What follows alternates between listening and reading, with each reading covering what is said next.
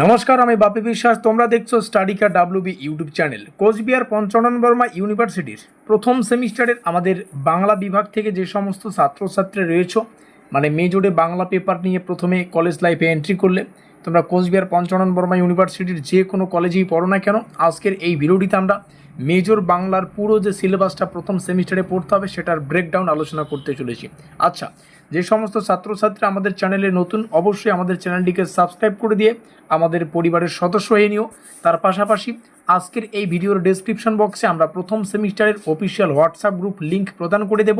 তোমরা ডেসক্রিপশন বক্সে থাকা লিঙ্কে ক্লিক করে আমাদের প্রথম সেমিস্টারের অফিসিয়াল হোয়াটসঅ্যাপ গ্রুপে যুক্ত থাকবে, কারণ প্রথম সেমিস্টারের শুরু থেকে পরীক্ষা পর্যন্ত প্রত্যেকটা অফিসিয়াল আপডেট আমরা সর্বপ্রথম আমাদের হোয়াটসঅ্যাপ গ্রুপেই প্রকাশ করে থাকি।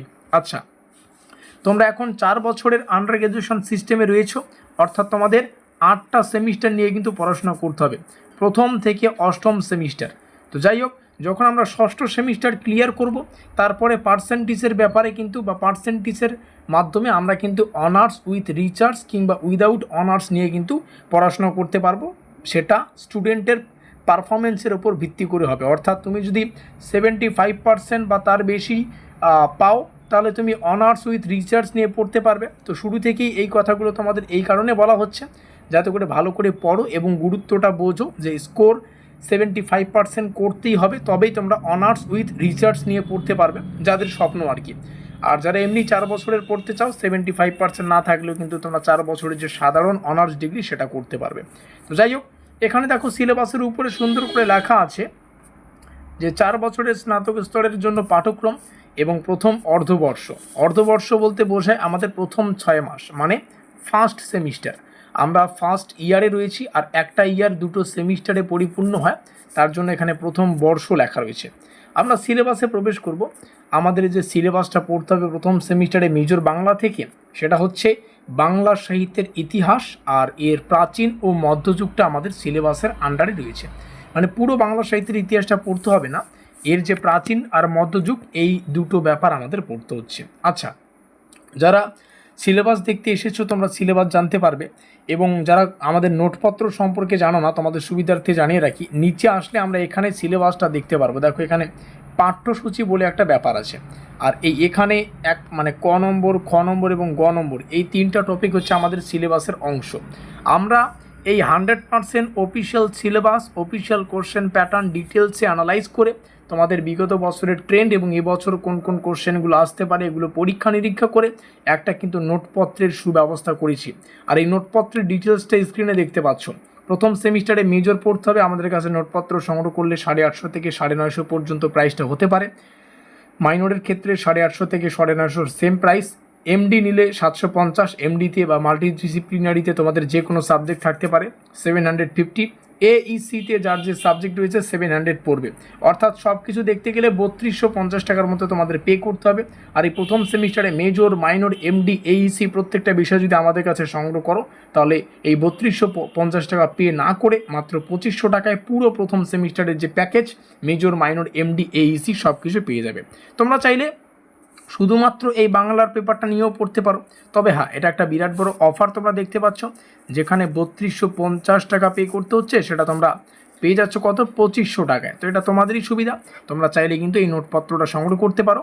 আর নিচে আমাদের অফিসিয়াল যোগাযোগ নম্বরটা দেখতে পাচ্ছ, এখানে যোগাযোগ করে নোটপত্রগুলো সংগ্রহ করবে।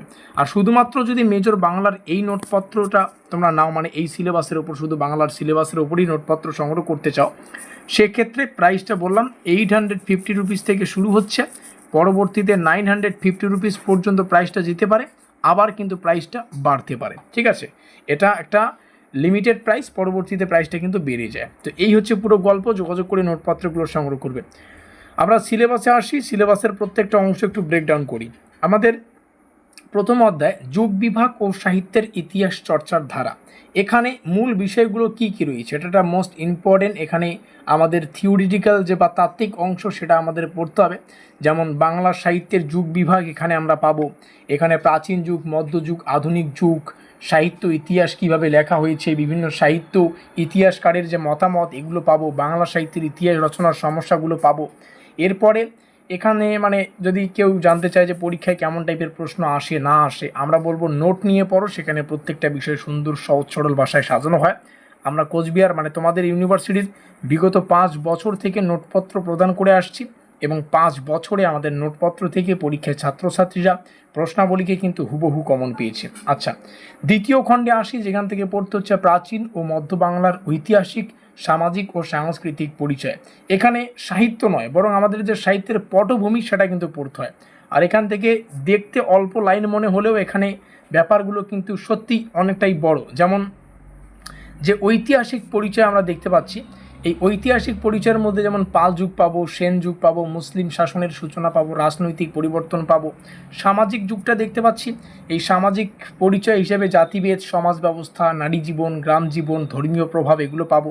তারপরে রয়েছে সাংস্কৃতিক পরিচয়, এখান থেকে আমরা বৌদ্ধ সংস্কৃতি সম্পর্কে জানতে পারবো, শৈব শান্ত সংস্কৃতি, বৈষ্ণব সংস্কৃতি, লোক সংস্কৃতি, বিভিন্ন ধরনের উৎসব, সঙ্গীত, তারপরে শিল্প, এগুলো সম্পর্কে কিন্তু জানতে পারি। এবং আমাদের সিলেবাসের সর্বশেষ খণ্ড যেটা পরীক্ষার জন্য মোস্ট ইম্পর্টেন্ট, আর এখান থেকে কিন্তু কনসেপচুয়াল প্রশ্ন আসে, অর্থাৎ কনসেপ্ট না জানলে পরীক্ষায় উত্তর করা কিন্তু কঠিন হয়ে যাবে। এখান থেকে আমাদের পড়তে হচ্ছে সাধারণ পরিচয়, অর্থাৎ এখান থেকেই সবচেয়ে বেশি প্রশ্ন আসে, যেটা বারংবার বলছি। এখানে কয়েকটি সাহিত্য ধারা সম্পর্কে আমাদের সাধারণ ধারণা রাখতে হবে। যেমন প্রথমেই আছে চর্যাপদ। চর্যাপদ থেকে আমাদের কি পড়তে হবে? এর আবিষ্কার, রচয়িতা, ভাষা, ধর্মীয় ভাবনা কি, সাহিত্যিক বৈশিষ্ট্য কি রয়েছে, গুরুত্ব রয়েছে, তুর্কি আক্রমণ রয়েছে। এখানে পড়তে হয় আমাদের বখতিয়ার খিলজি, নামটা আমরা অবশ্যই শুনেছি। বাংলার রাজনৈতিক পরিবর্তন সেটা পড়তে হবে, সাহিত্যে এর প্রভাবটা পড়তে হবে। শ্রীকৃষ্ণ কীর্তন, এটা এখানে আমাদের পড়তে হচ্ছে। বড়ু চণ্ডীদাস আমরা এখানে পাবো, এর কাহিনীগুলো, এর ভাষা, বৈশিষ্ট্য, সাহিত্যিক গুরুত্ব সব পড়তে হবে। অনুবাদ সাহিত্য পাবো, এখানে আমাদের স্পেশালি রামায়ণ অনুবাদ, মহাভারত অনুবাদ, ভাগবত অনুবাদ, এখানে একটা নাম পাবো কাশিরাম দাস, কৃত্তিবাস, এই যে অনুবাদ সাহিত্য, এগুলোর বৈশিষ্ট্য পড়তে হয়। এরপরে রয়েছে মঙ্গল কাব্য, এখান থেকে আমাদের পড়তে হচ্ছে মনসা মঙ্গল, চণ্ডী মঙ্গল, ধর্মমঙ্গল, এগুলো পড়তে হয়। এদের বৈশিষ্ট্য, এদের কবি, এদের গুরুত্ব পড়তে হবে। বৈষ্ণব পদাবলী রয়েছে। আচ্ছা, বৈষ্ণব পদাবলী থেকে আমাদের কি পড়তে হবে জানো? চৈতন্যদেব আমরা পাবো, বৈষ্ণব আন্দোলন পাবো, বিদ্যাপতি থেকে শুরু করে চণ্ডীদাস, গোবিন্দ দাস, প্রেম ভক্তি সব কিছু পাবো। রোম্যান্টিক প্রণয়োপাখ্যান, এটা মোস্ট ইম্পর্টেন্ট, এখান থেকে পড়তে হয় আমাদের ইউসুফ জুলেখা নামে একটা নাম পাবো, লাইলি মজনু পাবো, তারপরে সতী ময়না, এদের বৈশিষ্ট্য, মুসলিম কবিদের যে অবদান, সেগুলো আমাদের পড়তে হচ্ছে। তো দেখো, সিলেবাসটা দেখতে ছোট মনে হলেও বাংলার সিলেবাসগুলো একটা সমুদ্রের মতো হয়। আর একটা সমুদ্রের সামনে এক গ্লাস জল তোলা মানে সেই সমুদ্র থেকে কিছুই যায় আসে না, সেরকম একটা ব্যাপার। দেখে ছোট মনে হলেও এখানে আমাদের কনসেপচুয়াল পড়তে হচ্ছে। আমি বলবো আমাদের নোটপত্রগুলো সংগ্রহ করে পড়াশোনা করো। 2500 টাকায় তোমরা পুরো প্রথম সেমিস্টারের প্যাকেজটা পেয়ে যাচ্ছ। অন্যান্য জায়গায় যদি টিউশন পড়তে চাও, মেজরের তোমাদের প্রাইস দিতে হচ্ছে, মানে যদি অন্যান্য জায়গায় টিউশনও পড়ো, 2 থেকে 2,500 টাকা পার মান্থ তোমাদের পে করতে হবে। আর এখানে আমাদের যেটা অন্য জায়গায় টিউশন পড়তে গেলে একটা সাবজেক্টের ফি দিতে হয়, সেই একটা সাবজেক্টের ফি দিয়ে প্রথম সেমিস্টারের প্রত্যেকটা পেপারের মেজর, মাইনর, এমডি, এইসি, এই 4টা পেপারের নোটপত্র কিন্তু আমাদের কাছে পেয়ে যাচ্ছ। তো যাই হোক, সিলেবাস আলোচনা করলে কি জানতে পারলাম? এখানে প্রধান যে কয়েকটা টপিক আছে, দেখতে গেলে প্রধান 9টা টপিক আছে। আমি যদি একটু সংক্ষেপে বলি, যুগ বিভাগ হয়ে গেল, আমাদের সাহিত্যে ইতিহাস চর্চার ধারা হয়ে গেল, প্রাচীন ও মধ্য বাংলার ঐতিহাসিক পরিচয়, চর্যাপদ হয়ে গেল, তুর্কি আক্রমণ, এগুলো যা আছে এগুলো সুন্দর করে পড়বে। নোট রেডি আছে, পেমেন্ট করার সাথে সাথে নোটপত্র পেয়ে যাবে, পিডিএফ আকারে নোটপত্র পাবে। যেমনটা বললাম, বিগত 5 বছর প্লাস হয়ে গেল আমরা নোটপত্র প্রদান করছি, এবং আমাদের নোটপত্র থেকে পরীক্ষায় এর আগেও কিন্তু ছাত্রছাত্রীরা প্রশ্নাবলীকে হুবহু কমন পেয়েছে। স্ক্রিনে তোমরা আমাদের অফিসিয়াল যোগাযোগ নম্বর দেখতে পাচ্ছ, যোগাযোগ করে নোটপত্রগুলো সংগ্রহ করে নেবে।